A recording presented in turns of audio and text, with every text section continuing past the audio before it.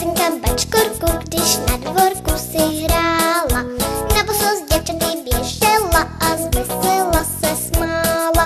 Právě tam na dvoře za horka ta bačkorka teď pláče, kde asi tají Lucinka, teď rovinka si skáče. Viděla to včelka, asi takhle velká, bačkorce své služby nabídla. A ihned jí napadlo, že ponese žihadlo do neposedného chodidla. Lucinka včelku však zahlédla, když ohlédla se právě, hledala rychle pak na